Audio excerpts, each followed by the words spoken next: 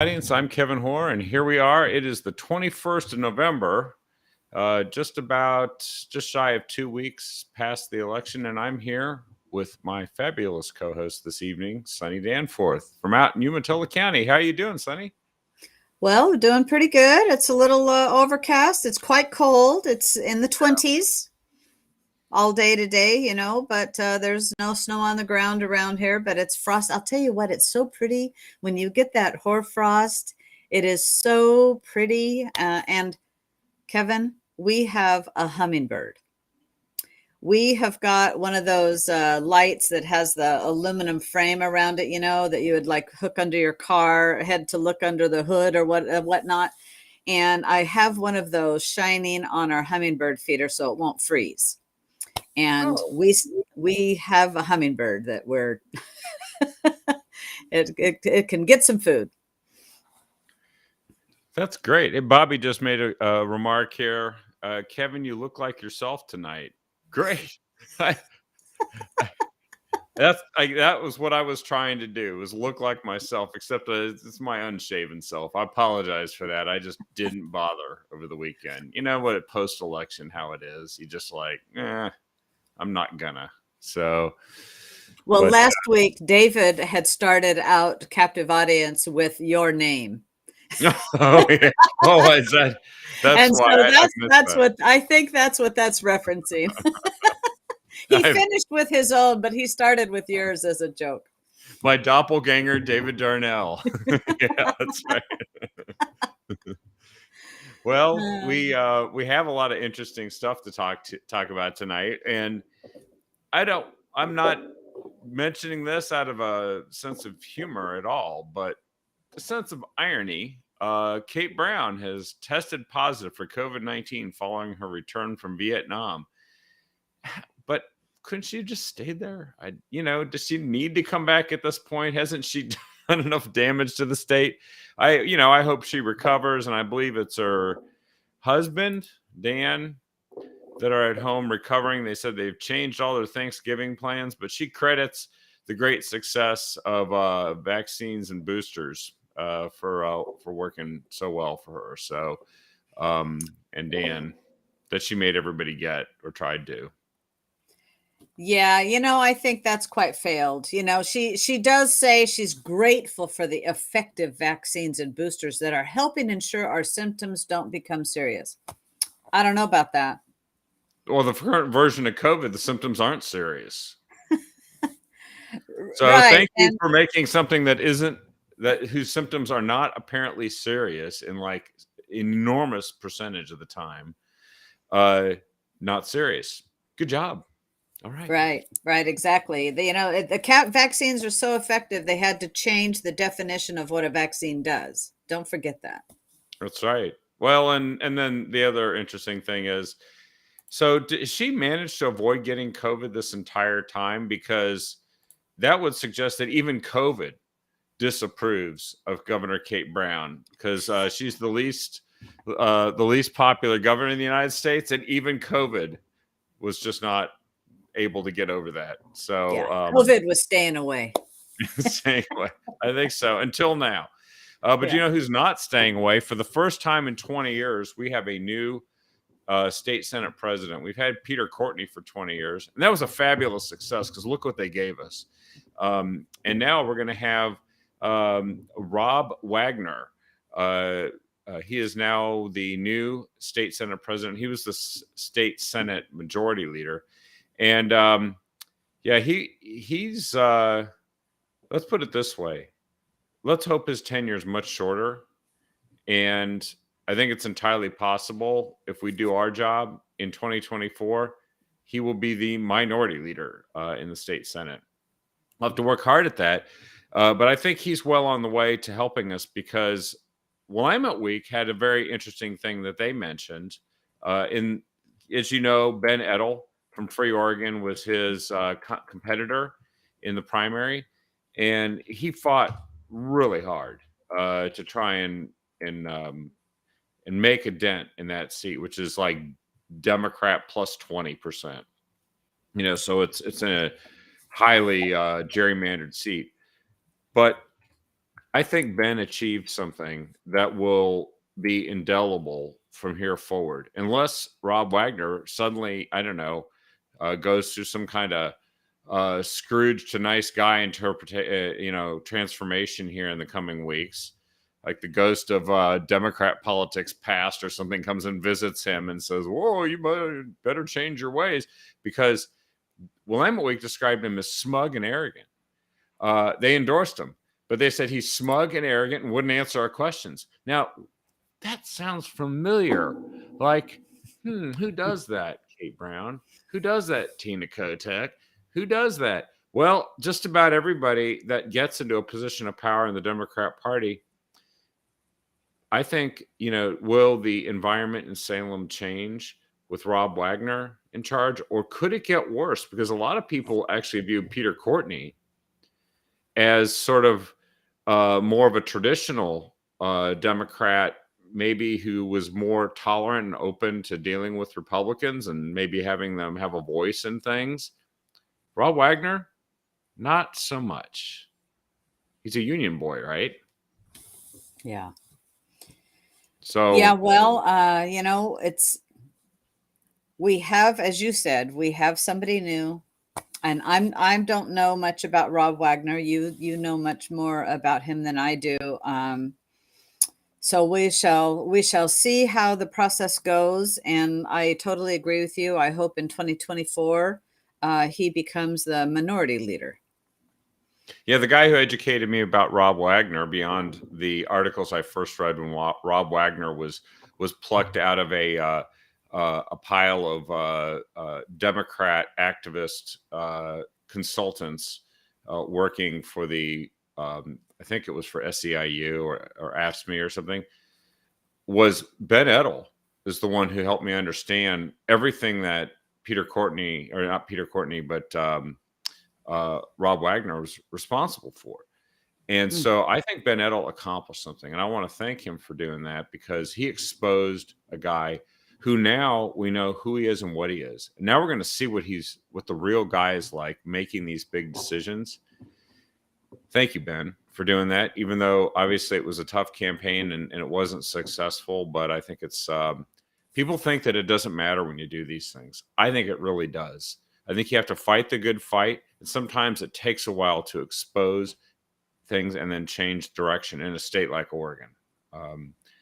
You and I have been at this for a while, and we've learned that you got to fight hard, but you also have to be patient, and you have to jump on those opportunities when they come along to make a difference. So we're going to have one of those to talk about tonight before we finish, because I think there's a really good thing happening down in Eugene that I want everyone to know about. And then I'll announce a guest we're going to have a week from today, which everyone will want to hear from. But on with the news. Oregon's jobless rate rose to 4.1% in October. It inched up. It's the first time that it's broken 4% since the beginning of 2022. It's now slightly higher than the national unemployment of 3.7%, but it went up 0.3%, which is not insignificant. But the most startling thing about this article, it's in the La Grande Observer, but it's one of these Oregon Public Broadcasting articles that they just recycle everywhere. It says that economists predict a recession next year. Now, it doesn't say MAGA Republicans predict a recession next year. It says economists. And so guess what's going to probably happen next year, folks? A recession. We've already seen a couple of quarters of negative growth. Now we're seeing rising unemployment. We know unemployment's a lagging indicator. A recession is not only going to have an effect on a lot of the things that people are assuming are going to be just fine, like whether or not you're going to have a job next year, but the state's finances will be hit hard by an economic downturn. They will see eventually a reduction in revenues. And then they'll be saying, what? We can't cut the budget. We have to spend all this money on these important things that the voters said they want. Uh-huh. Right. We can't give that kicker away. We have to spend it. We have to spend it because we underestimated the fact that everybody can see a recession coming. Yeah, absolutely. if anybody has been to the grocery store recently, which I'm sure all of us have, you see just how much more costs food items.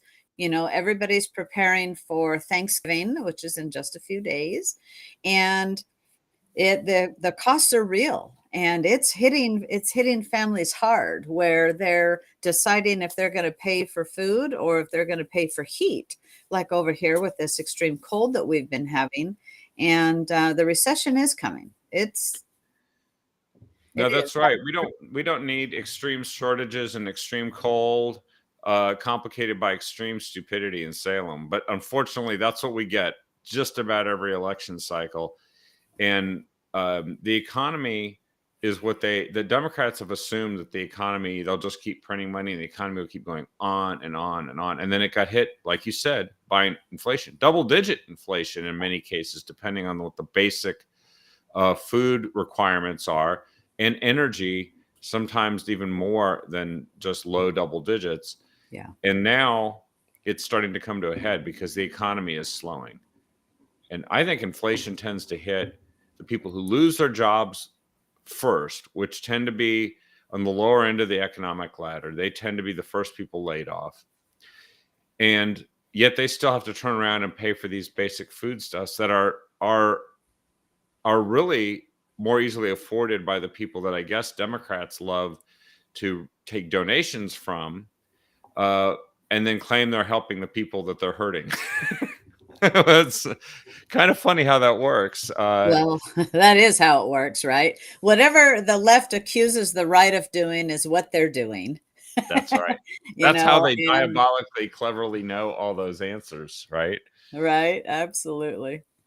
Well, we've got a slew of stories that are coming out about Measure 114, uh, the very deceptive ballot measure, along with all the other deceptive ballot measures that claim that it's going to stop gun violence, by making people who don't commit gun violence, known as law-abiding citizens, make it harder for them to possess a firearm.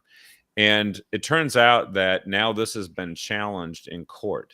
The Oregon Firearms Federation, along with, I believe it is let's see here, there's I'm just going to pull this up. It was a store owner in, I think it's a gun store owner in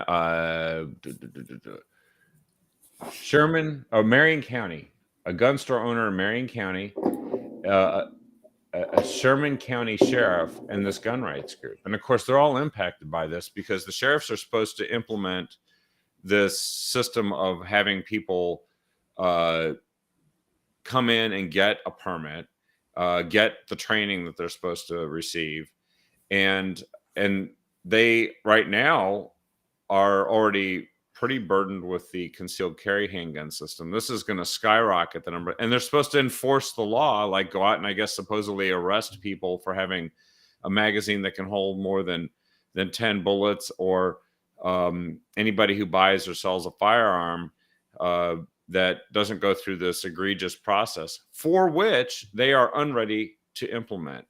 And then that's the Marion County gun store owner who, to some extent, is probably facing an end to his business in this state, which we know is the real goal of these guys, right? I mean, they It is. tell you it won't do it. It's going to kill the gun stores in Oregon for sure. You can't just survive on ammunition and hunting gear and fishing gear. Although I don't know, you might be able to, but I don't know. You'd have to have quite a stock there. There's According to OSAA, what is the Oregon? I don't know what that is.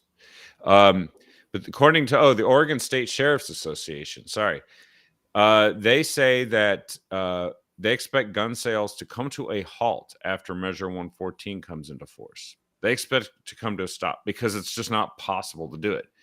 Right now, they have a backlog of background checks, which the state police are the ones who process that, but the permits are administered by the sheriffs.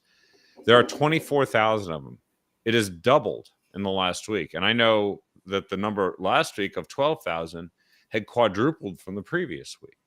Yeah. And we aren't even to near the deadline where it's going to be a mad rush, because 15 or 30 days from the 15th certification date, December 15th, that's the statutory deadline to certify the vote.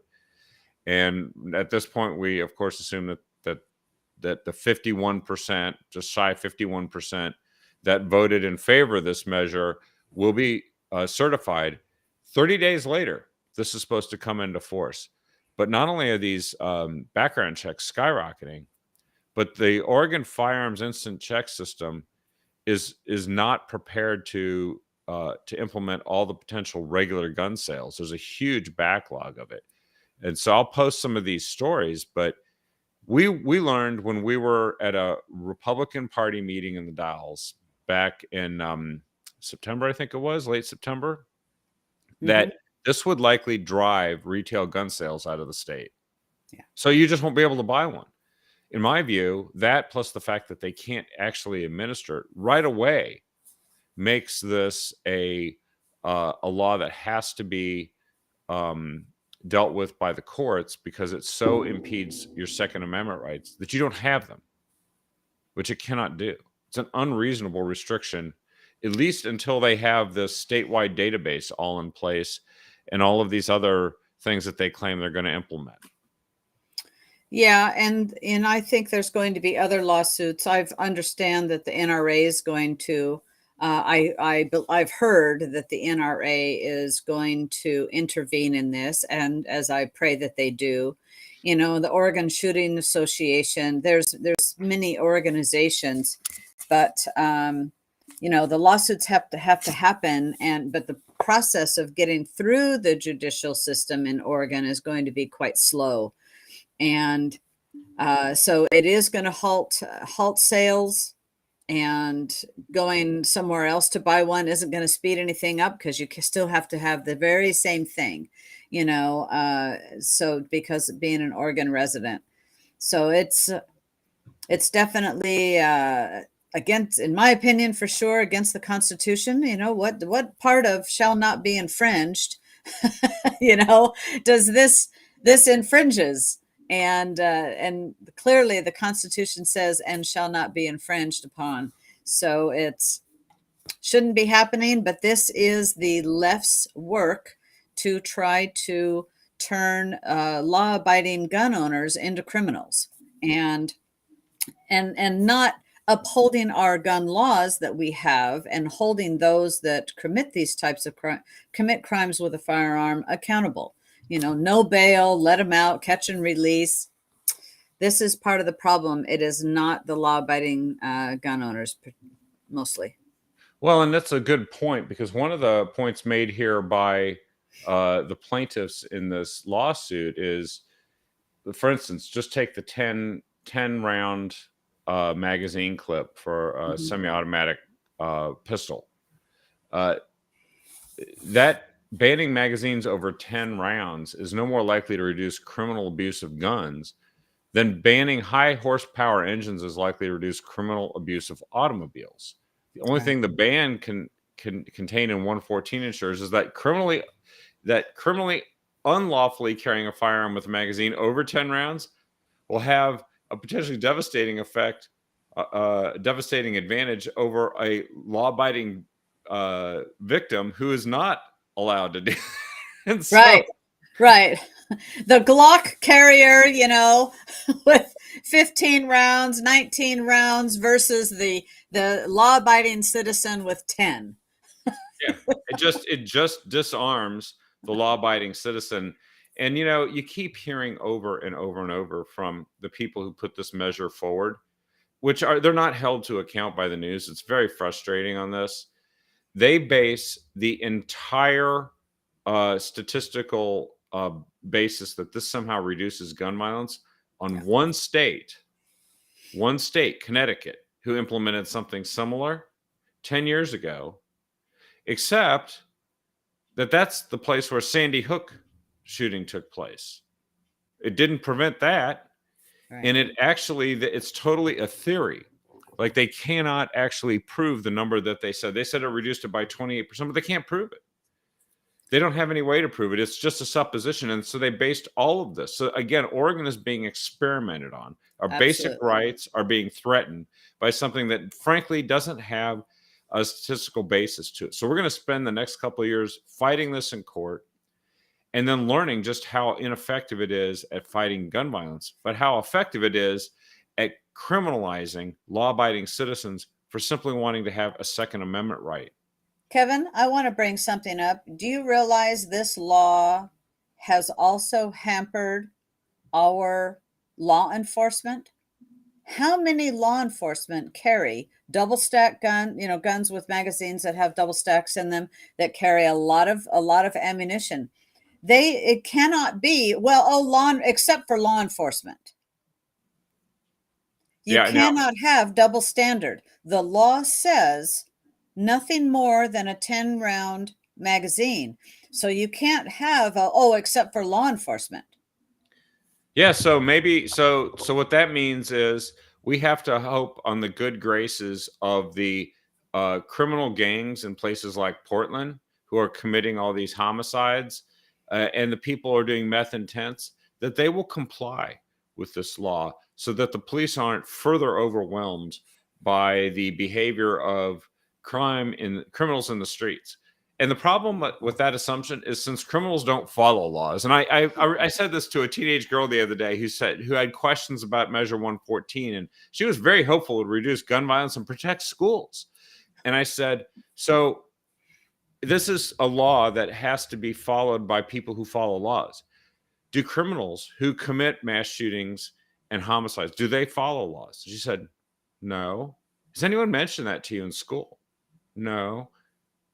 Well, I could see the wheels starting to turn, like, ooh, Right. and I know it's the part of a long process, and she's a sweet girl, and she really was genuinely interested. She wanted to engage in a conversation, but I felt like I was just starting a long-term deprogramming session.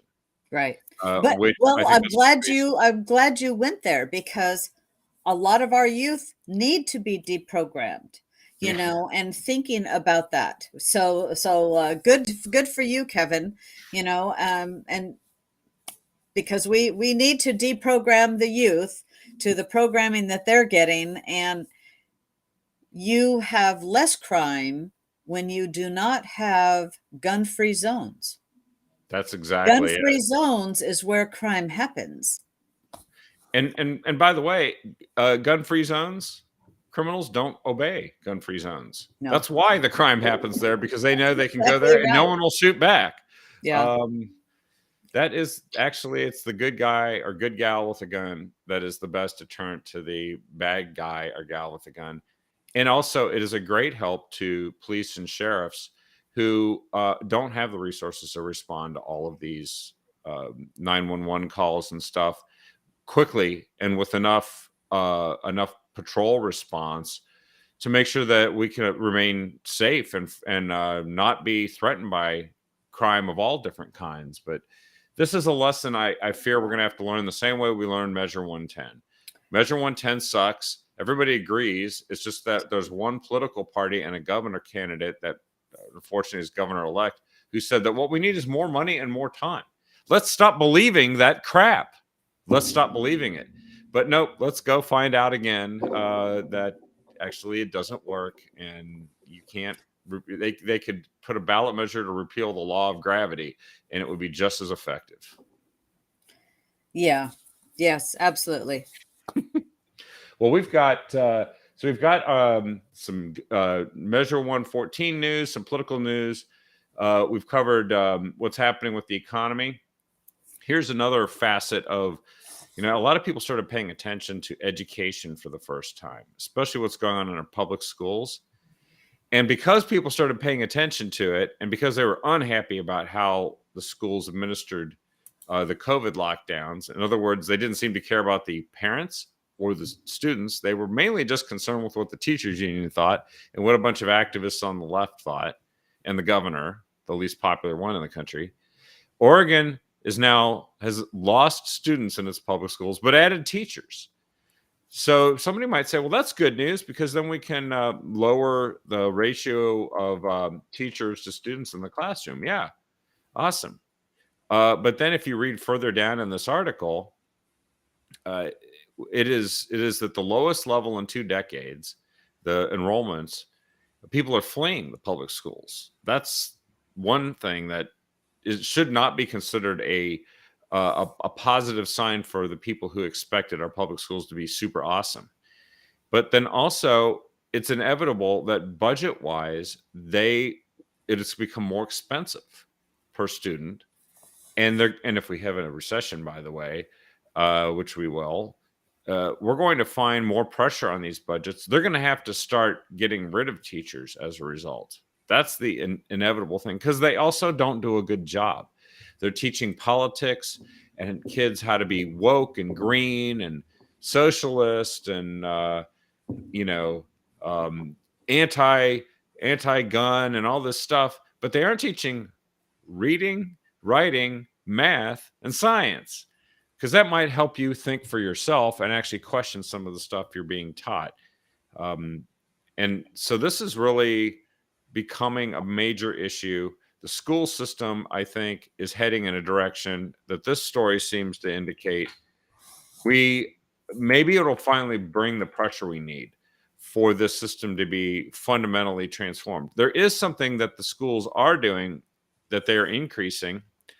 They're stocking up on Narcan because Narcan is because fentanyl deaths have increased 125%. So Portland schools are stocking up on Narcan since there is decriminalization of hard drugs, and it's been affecting first and foremost our youth.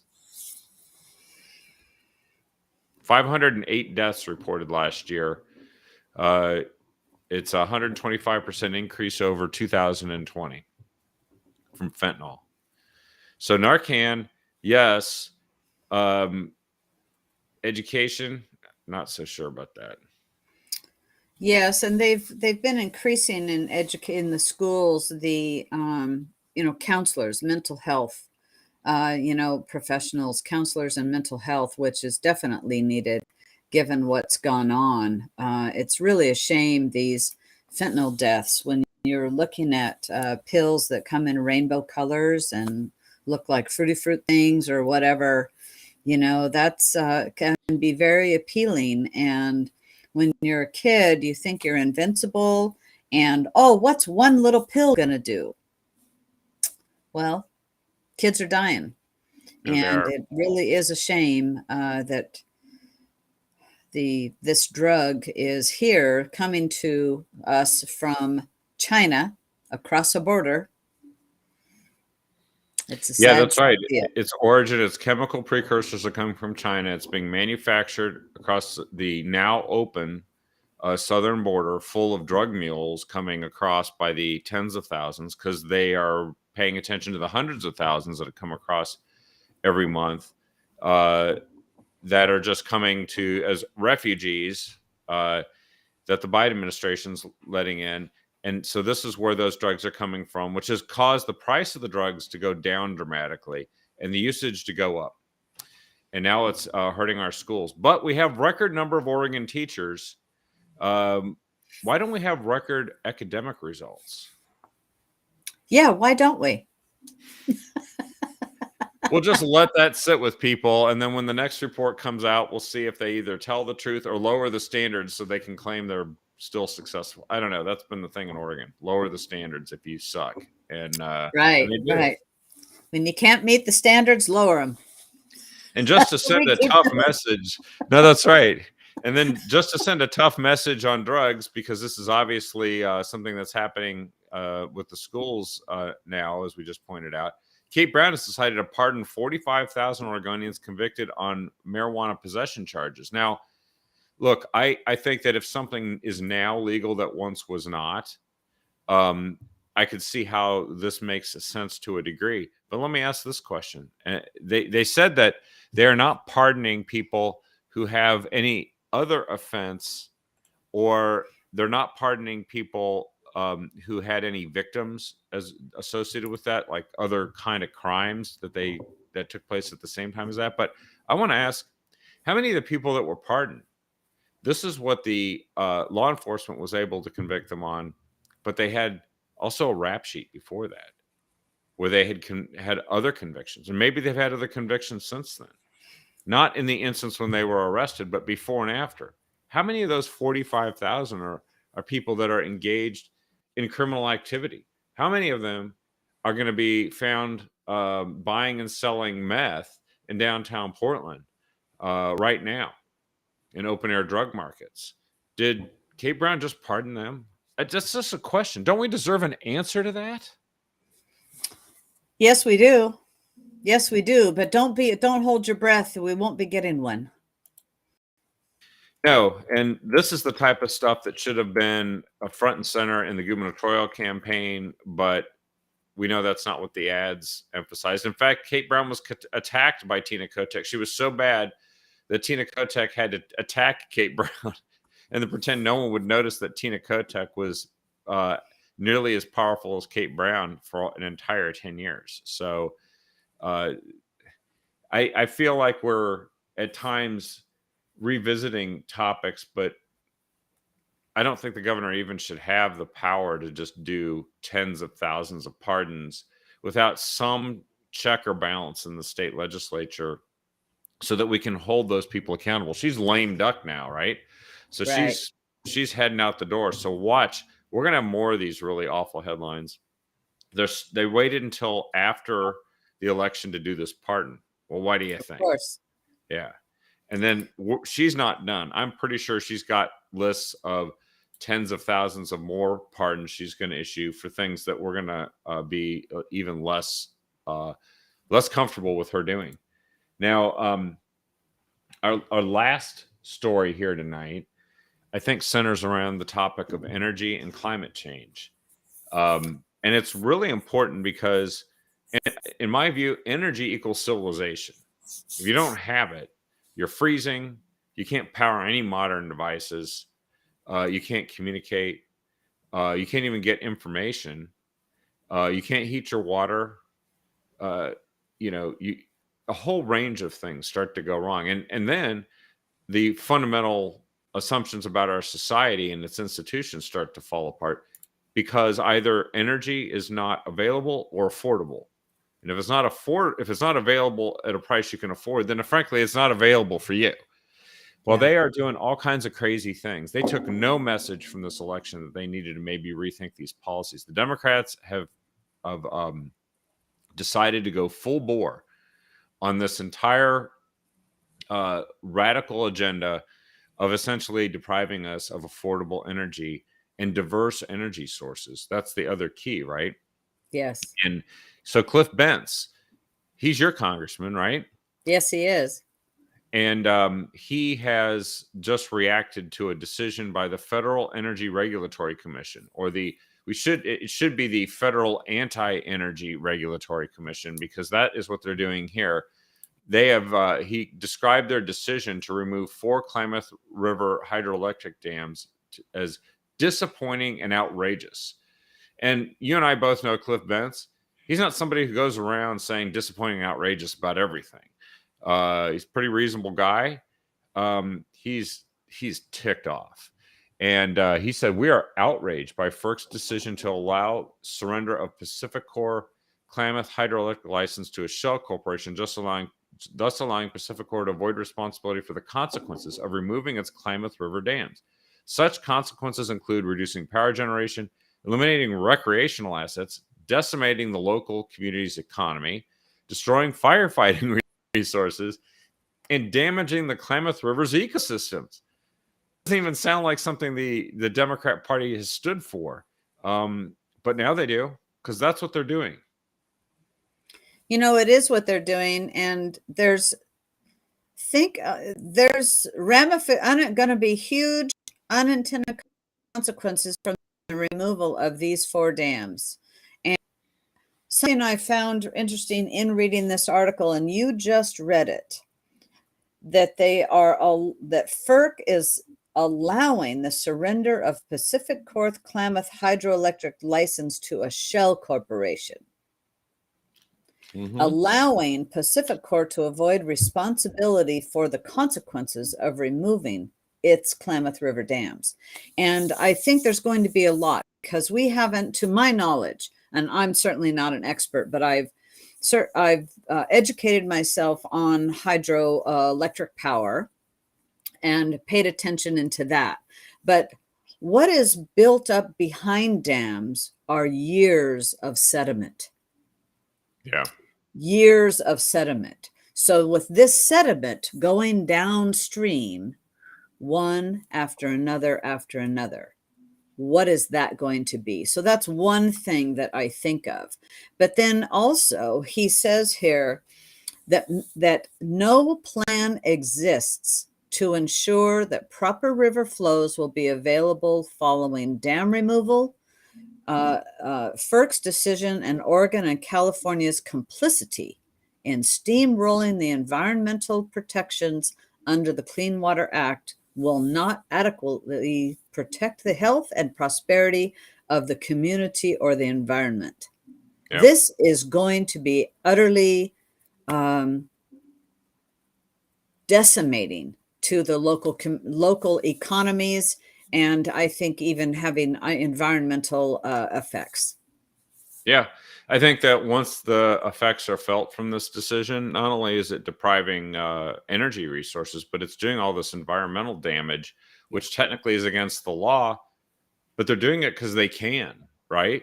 Because they can get away with it by wielding this arbitrary power through a regulatory agency and a cognitively impaired president who apparently doesn't, I bet he doesn't even know this is happening. Or if he does, he's been told some version of it that makes it sound benign. They just don't care about people in rural areas of the country. That's certainly true in Oregon. And we've seen time and again how these same folks that deliver decisions like this have aided and abetted decisions that have led to more wildfires and out of control wildfires instead of prevention. They have an attitude that I think is contrary to what people's true interests are. We should actually have campaigns that discuss this stuff. Guess we didn't, right? Yeah, no, we didn't. And, he also, Cliff Bentz also points out to the fact that this is unelected bureaucrats making these decisions, not listening to the people. And so he said that they're exploring legislative options to properly address this politicization and environmentally destructive decision. And so I'm happy to hear that. Yeah. It's, frankly, I would love if they could do anything to stop this. Well, now they're going to be in the majority, right, in the House. Yeah. And so Cliff Bentz is going to probably have some role in congressional committees, and they're going to be able to advance legislation and frankly challenge the Brandon administration, and also challenge Chuck Schumer's hold on the Senate, who are not doing what they should be doing to oversee and prevent this stuff. Now Chuck Schumer, Biden, all these guys, they love to kiss the keister of environmental groups, right? That's what they say, at least. And there's the U.S. government. In fact, one part of the U.S. government has taken a step towards approving an expansion of a natural gas pipeline in the Pacific Northwest, which actually we really need, not only for our own supply, but it also allows us to do things like export it to places that we can obviously make money as a country selling it to. But also, remember, Europe can't seem to get enough natural gas because of all the stuff that's been going on with Russia and Ukraine. So same with Japan. We are the world's global energy superpower. And this natural gas pipeline has been approved at the federal level, but environmentalists in Oregon, California, and Washington are fighting it. Now, they aren't fighting it because it's going to involve huge plumes of sooty smoke everywhere, which is total nonsense. They're opposing it because they say First of all, that it's going to run through areas that they don't want anyone to. They want it totally pristine and undisturbed, which we already know pipelines can do that. They can do that. That they've done that in many other places where it doesn't disturb anything. But the other thing is, of course, they are saying that it is harmful for climate change, which is complete bunk, because natural gas is the reason why the United States has reduced its carbon emissions. And as we found out, the left in these groups, they don't even need facts and logic. They just keep talking about how the world's going to end and tell everybody we have to do something. And then they make it so that you can't afford energy anymore. This is going to come to a head. These groups are going to continue to make news, and they're going to continue to outshout you and I if we don't get involved and speak for ourselves in all of these policy making things. That's true. It's true. And I really hope that with we're going to have the majority at the federal level, and here in Oregon we are now not in a super minority any longer, so it's balanced, and Yep. we should be able to, I hope, get some things moved across.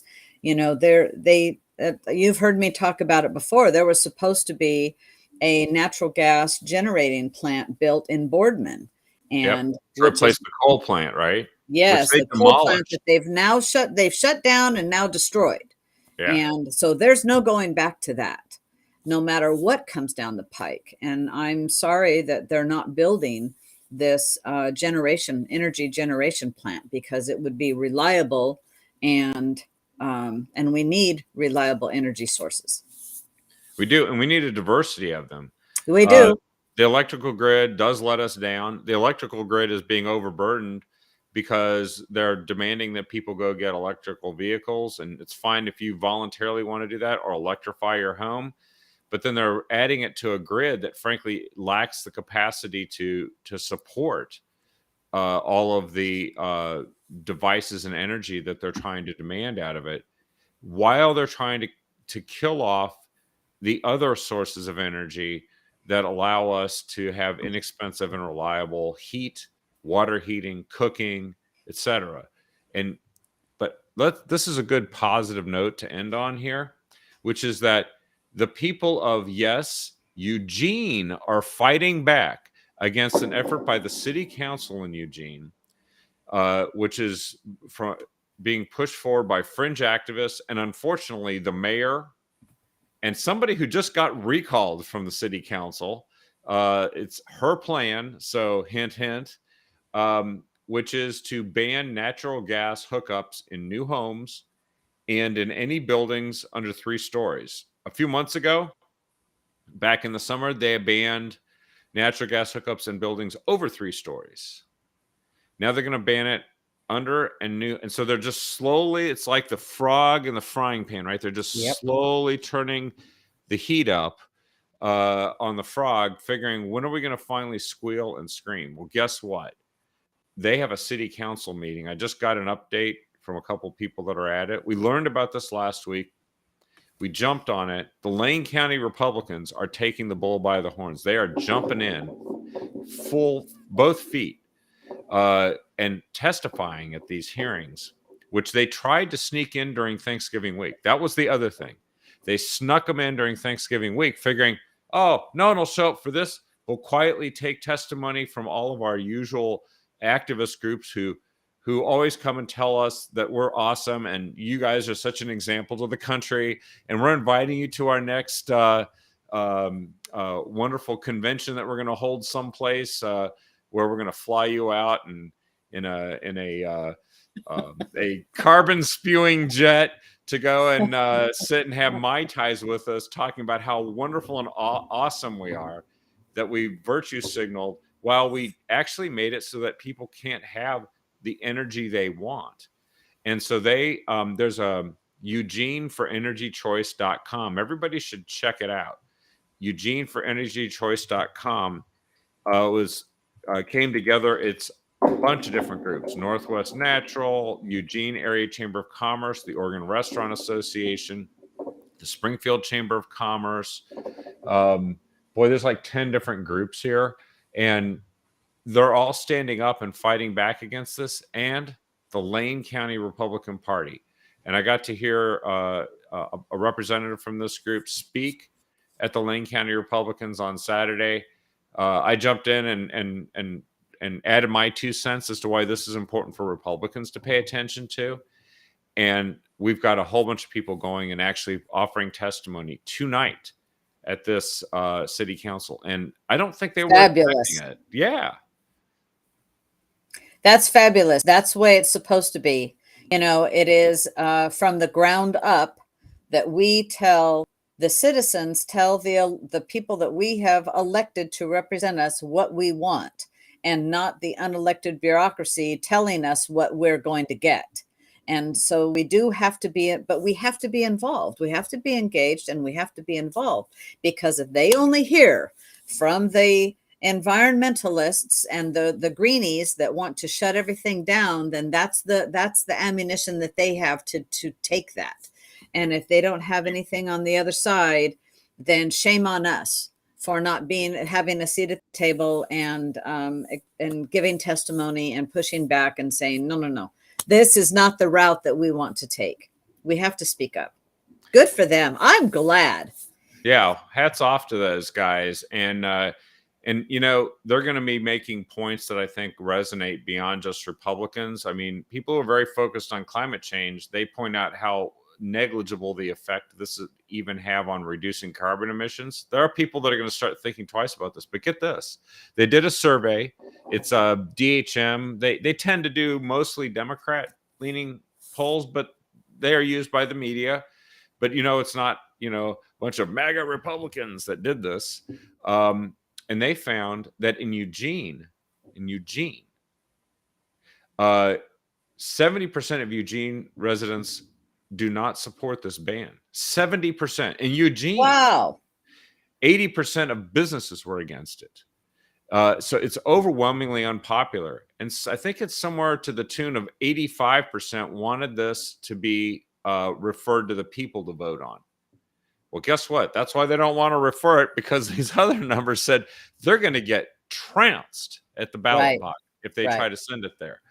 But they're trying to do this in Eugene because they know that if they can do this in Eugene, then they'll go to other cities in Oregon and they'll say, hey, we tried this thing in Eugene and it's super awesome and everybody loves it. And you should do it in your city too. And before you know it, tens of thousands of people around the state, even hundreds of thousands that have their natural gas hookups, will actually be affected. And they won't stop with new buildings and new residences. They'll move on to the next thing and figure out how they can ban it or limit it or force you to electrify, maybe make forced electrification part of selling your home.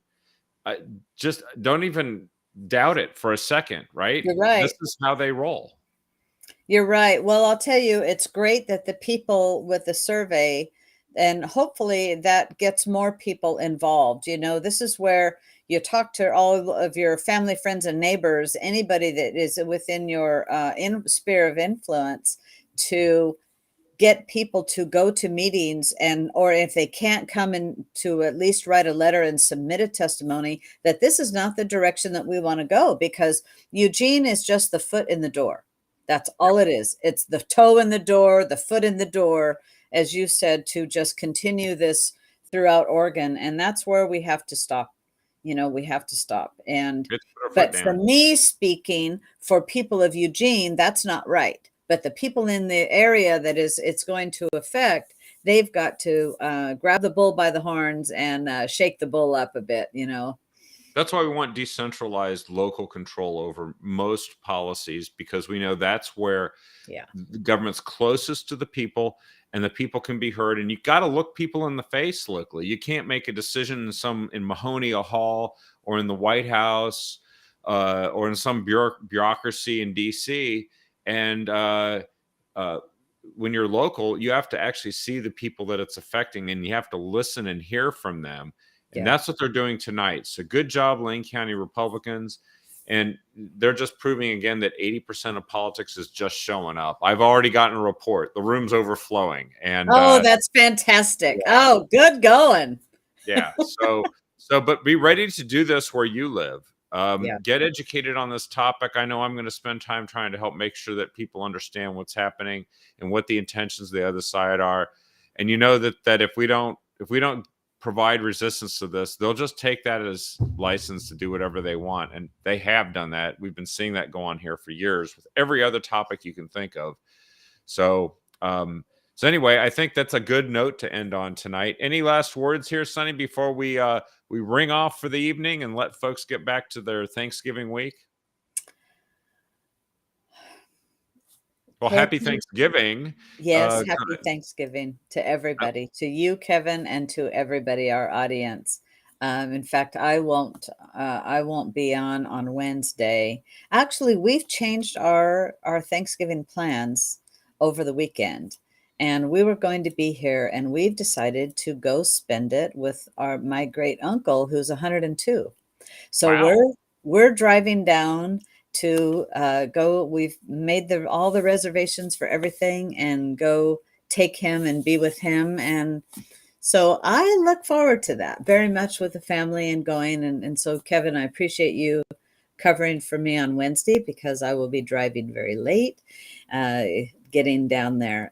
But I do wish everybody to have a wonderful Thanksgiving, a great time with your family and your friends, your loved ones.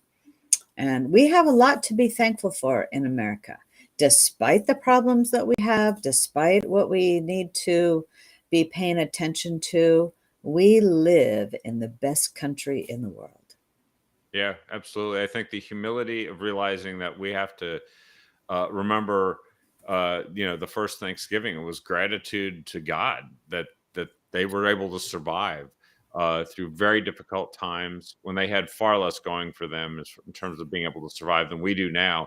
But even now, I think gratitude lends itself to people appreciating not only the things they have, but the fact that actually you can't just take it for granted, either the people or the things that make your life comfortable and worth living. Uh, this is something that this holiday is a great time to recharge, but also kind of return to the basics. And I wish you safe travels, Sonny, Thank you. here, and enjoy Thanksgiving. Let us know how things go. There's got to be some good stories from anybody who's 102 years old. So you got to be ready to share those when you come back. Yeah, it's going to be wonderful to see him. We're looking forward to it. Thank you. Have a Well, blessed Thanksgiving with your family, Kevin. thank you very much. And thanks everyone for watching us here tonight. Please share this show with everyone you can. They need to hear this stuff. We are not done because an election's over. We are just getting started. I think elections often prove what more work we have to do and how focused we have to stay. Keep everyone informed. We'll keep coming and bringing this to you as many nights as we can every week. And it should be David and I tomorrow on the next episode of The Captive Audience.